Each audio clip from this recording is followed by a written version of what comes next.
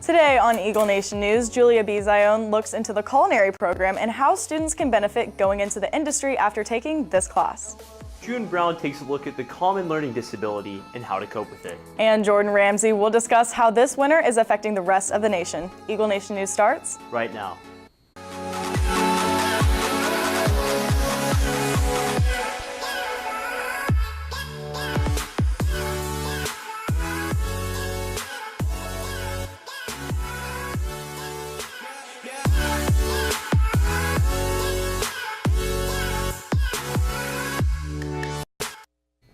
Good afternoon, Prosper High School. Today is Wednesday, January 30th. I'm Casey Boston. And I'm Brandon Brandvold.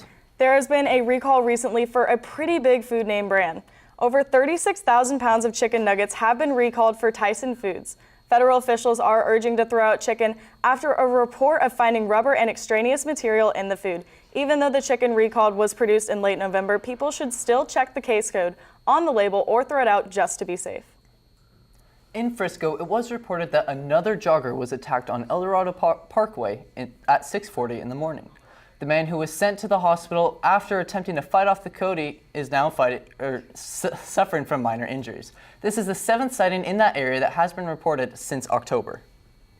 Now let's send it to Julia Bizione, who highlights the culinary class.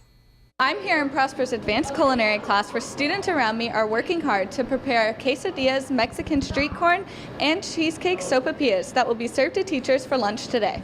The advanced culinary class prepares lunches for teachers 2 times each week and has been doing so for 8 years. The year I started here, we wanted to just really ramp up and advance the program as much as we possibly could. I started with 1 practicum student my first year here, and then picked up some of the lower level kids to help out with the teacher lunches. It's just a way for the students to be showcased every single week. It's really fun to be able to cook for other people. Meal prep is always fun because we like to bounce ideas off each other. We like getting feedback from the teachers on what they like and didn't like so we can improve. Preparing food is challenging work, but it seems to pay off as the teachers love the meals cooked by the students. It's nice to not have to pack the same old thing every single day. So I really enjoy the variety throughout the week of getting to that, and it's so convenient and it tastes good. I mean, it's delicious. So I'm always impressed by what I get. Cooking lunches for the PHS staff helps to prepare the students for their future in culinary. I use this program called ZipBooks, and teachers actually do review it. And if we don't get that positive and negative feedback, because at the end of the day, they're students and they're learning, then we can never grow. With all of the amazing feedback that the students have received from teachers, it looks like they won't stop their cooking anytime soon. Reporting for Eagle Nation News, I'm Julia Bizione. Prosper. Up next. Ammonia, nicotine, rat poison, and black tar heroin are just some of the 4,000 toxic ingredients found in cigarettes. Today, almost 2,500 children will try their first cigarettes, exposing their developing adolescent brain, causing underlying effects such as sagging skin, skin cancer, hair loss, colored teeth, and many more. A single cigarette can ruin a kid's future and primes them for a higher likelihood of addiction to other drugs like cocaine. Just say no. Now, June Brown reports on a common learning disorder that some students here at Prosper High School suffer from. Many students may consider high school being hard, but living with a disorder may make some people's high school experience a little bit more challenging. Dyslexia is a language-based learning disability, and the word itself, dyslexia, actually means trouble with words. Dyslexia is actually a neurological condition, so while we can't go in and physically rewire the brain, we can certainly help untangle it through the appropriate intervention and accommodations in the classroom, which help level the playing field with that of their non-dyslexic peers.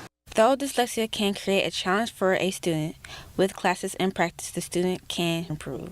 You might notice kids that need to take a little bit more time when they're reading, or if there's a lot of writing involved.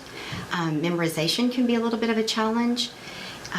Note-taking can also be hard, and because it is a language-based disability, sometimes word retrieval and recall is a struggle. When dyslexia is spotted at a young age, students can be enrolled in a program, making it easier down the road. I was younger. I was in first grade, so I really didn't understand what that meant, but I used to have to take tests to kind of determine what type of dyslexia I had.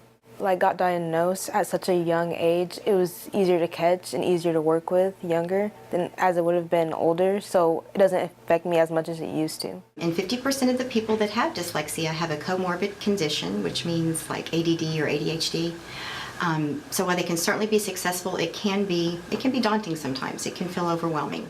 While dyslexia may challenge a student with the disorder, it is still possible to succeed with practice. For Eagle Nation News, I'm June Brown, Prosper. After this, Jordan Ramsey will be in studio with your Eagle Update.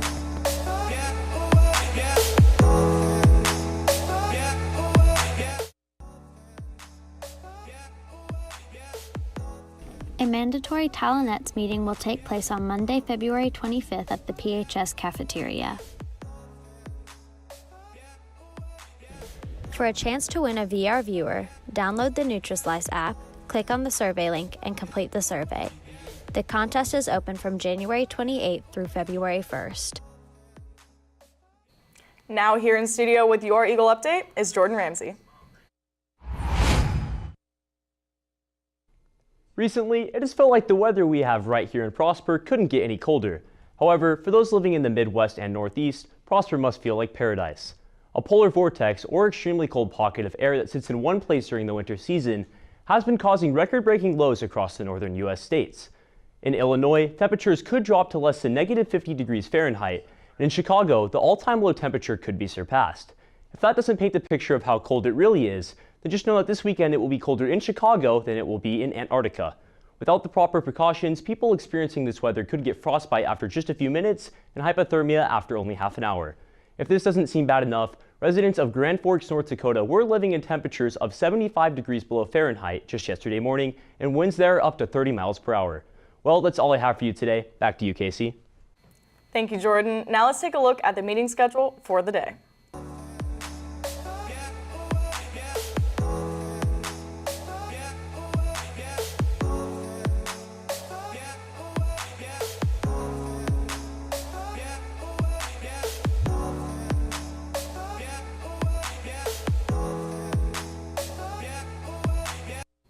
Well, that's all the time we have for you today. For Eagle Nation News, I'm Brayden Brandvold. And I'm Casey Boston. Live long and prosper.